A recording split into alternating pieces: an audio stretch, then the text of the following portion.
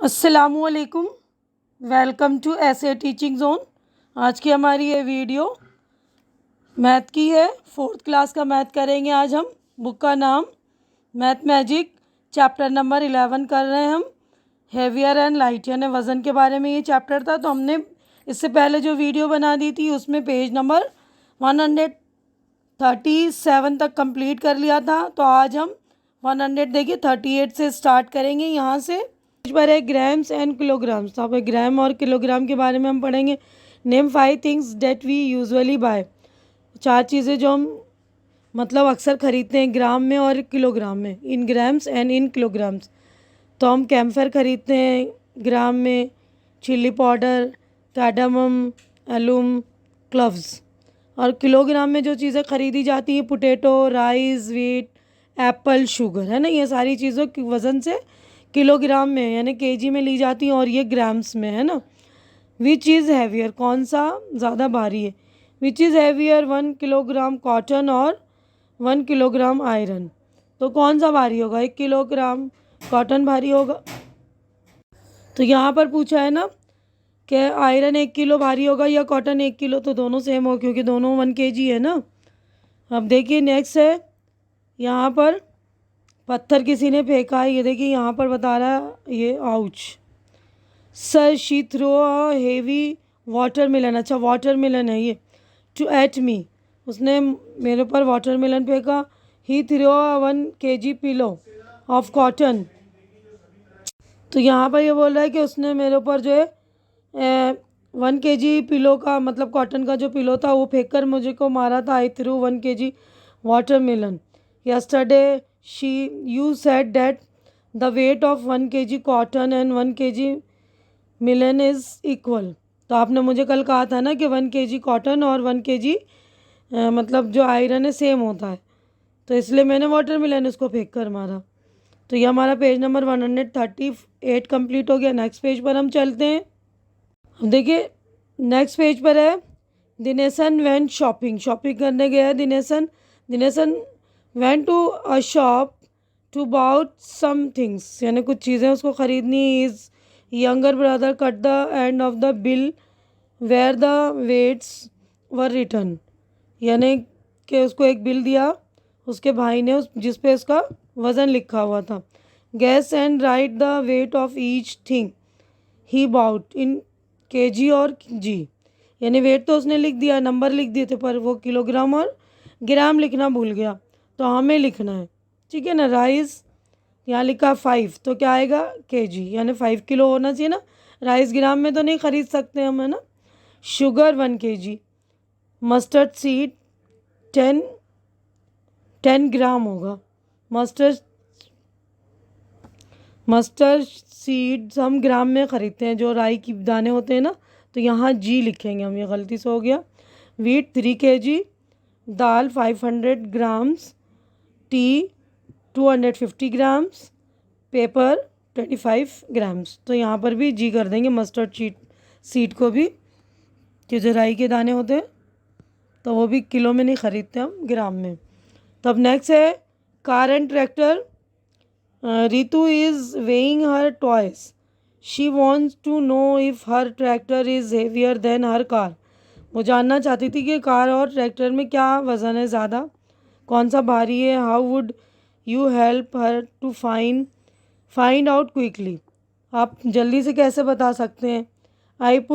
If I put 2 cars will the tractor still be heavier. यानी 2 car रखेगी तो वो बोल रही कि वो अभी भी भारी है। तो guess which is the heaviest, real car, a bus और अ ट्रैक्टर। रियल कार और बस में से सबसे ज़्यादा वज़न बस में होगा, है ना। विच is the heaviest thing you have seen. सबसे भारी चीज़ आपने क्या देखी है। Rail engine. रेल का जो इंजन होता है ना, रेल जो होता है वो सबसे ज़्यादा वज़न होता है ना, बस और गाड़ियाँ वगैरह होती हैं उन सब चीज़ों से। तो इस वाले का हम आंसर देखते हैं। ये हमारा पेज नंबर 139 कंप्लीट हो गया। अब नेक्स्ट पेज पर हम चलेंगे। तो देखिए वो रीतु वाला क्वेश्चन था इसमें।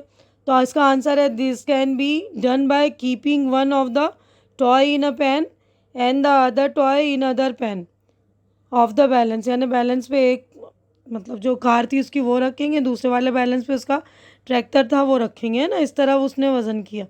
तो ये वाला अच्छी तरह से देखकर लिख लेंगे। अब आगे बढ़ते हैं हम। तो देखिए नेक्स्ट पेज पर, oh I can not bear this pain, मैं ये पेन यानी ये दर्द नहीं झेल सकता। ये देखिए ये इसको दर्द हो रहा है, ये चिल्ला रहा आ कर रहा है ना। एलिफेंट्स वेट, हाथी का वज़न। Once a king had pain in his stomach, उसके स्टमक में, अच्छा उसके पेट में दर्द है, stomach. None of the palace doctor could cure his pain, यानी कोई भी उसका मतलब पेट के दर्द का पेन दर्द दूर नहीं कर सका। द किंग देन सैड, उसके बाद किंग ने बोला, anyone who cures my pain will get the gold equal to the weight of an elephant. तो बोलता है कि जो भी मेरा दर्द दूर करेगा मैं इसको एलिफेंट के वज़न के बराबर सोना दूंगा।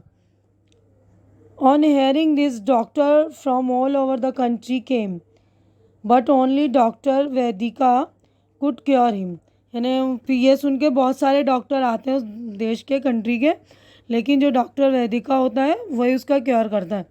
ओ great my pain has gone, thank you doctor Vaidika. वो बोलता है मेरा पेन चला गया। अच्छा ये लड़की है Vaidika. So can I have my reward on now sir, तो ये बोलती कि आप मुझे आप अब मेरा रिवॉर्ड दो, मेरा इनाम दो, क्योंकि उसको किंग ने बोला होता है ना जो मेरा दर्द दूर करेगा मैं उसको हाथी के बराबर का सोना दूंगा ना, वज़न के बराबर। तो हमारा पेज नंबर 140 हो गया कंप्लीट। नेक्स्ट पेज पर हम चलते हैं। तो ये किंग उसको बोलता है, okay first find the weight of an elephant then I will give you that much gold. तो ये बोलता है कि हाथी के वज़न मतलब हाथी के बराबर वज़न ढूंढ लो तो मैं तुमको उसके बराबर वज़न दे दूंगा। But the greedy king didn't want to give her the gold so he thought of a trick. तो वो ट्रिक ये सोच रहा है, उसको बोल रहा है कि मतलब वो लालची रहता है, वो देना नहीं चाहता है। तो बोल रहा है कि पहले हाथी के बराबर का वज़न लाओ फिर मैं उसको वेट करके दूंगा ना। तो Vedika was an happy when she reached home, वो खुश नहीं रहती ना कि उसने राजा ने वादा करा दिया नहीं, वो घर घर पहुँचती। She told her daughter the whole story, अपनी डॉटर से यानी अपनी बेटी से पूरी कहानी सुनाती है। How can I weigh an elephant where I will get such a big balance, मैं मुझे इतना बड़ा तराजू कहाँ से मिलेगा जिसमें मैं एक हाथी का वज़न करूँ। तो उसकी बेटी बोलती, don't worry my have an idea, tell the king to arrange an elephant and a big boat. तो उसकी बेटी बोलती है कि मेरे पास एक आइडिया है, तुम किंग को बोलो कि एक मेरे लिए एलिफेंट और एक बिग बड़ा सा बोट जो है उसका इंतज़ाम कर दो मेरे लिए।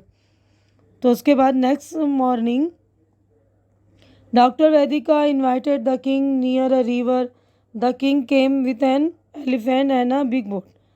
तो दूसरे दिन वो दरिया के करीब जाते हैं, वहाँ पर एक बड़ा सा बोट और एक हाथी, बड़ा हाथी लेकर जो है बादशाह पहुँचा रहता है, किंग पहुँचा रहता है। I think she is a fool, how will she weigh an elephant with a boat.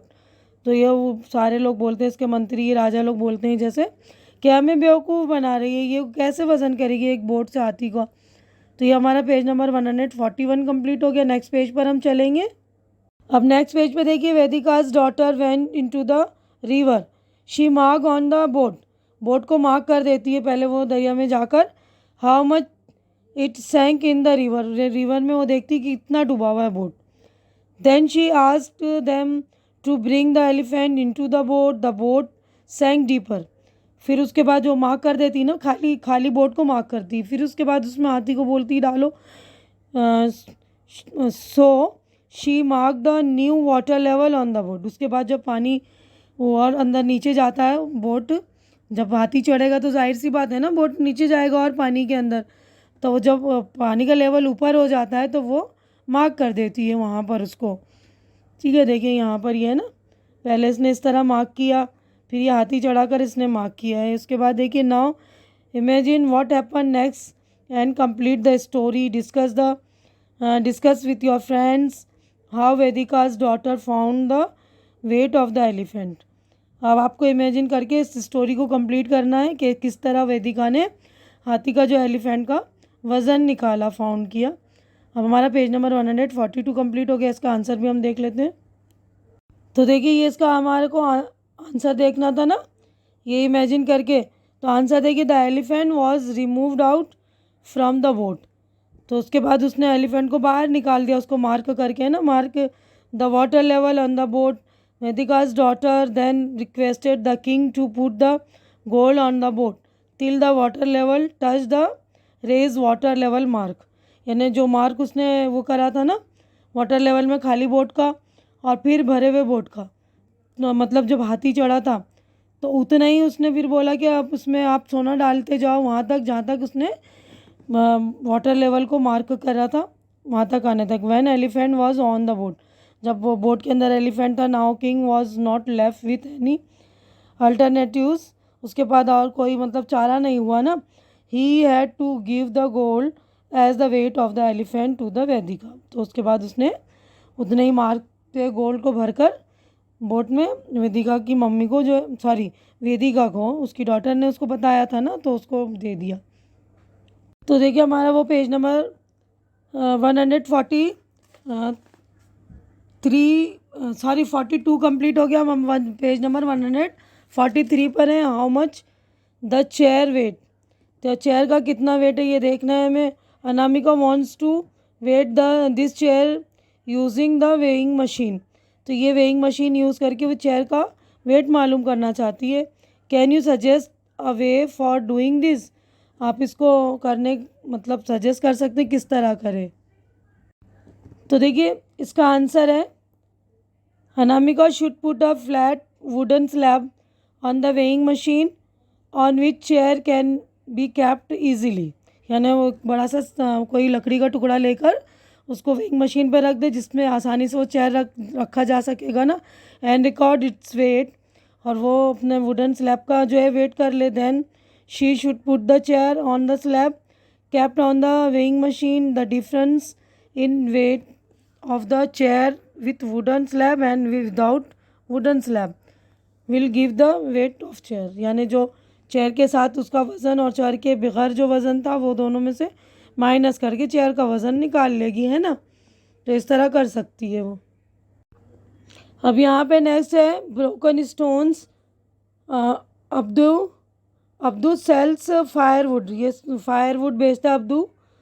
There was a stone in his shop, उसके शॉप में कुछ पत्थर रखे हुए हैं विच वेट 13 kg, 13 किलो का है। He use it to weigh firewood, और फायरवुड जो लकड़ियाँ आग जलाने की होती है उसको बेचता है उससे, और उसको यूज़ करता है वज़न करने के लिए। One day the stone fell down and broke into 3 pieces, 3 piece का वो बन गया।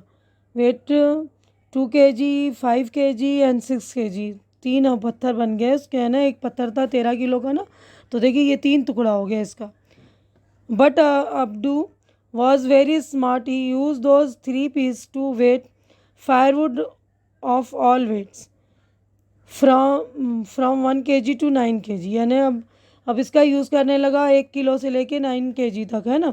तो किस तरह, here is how Abdu weigh 1 kg of firewood. अब इस तरह देखिए 1 kg जो फायरवुड वज़न कर रहा है किस तरह कर रहा है, ये देखिए यहाँ पर उसने the weight of this bundle is 1 kg।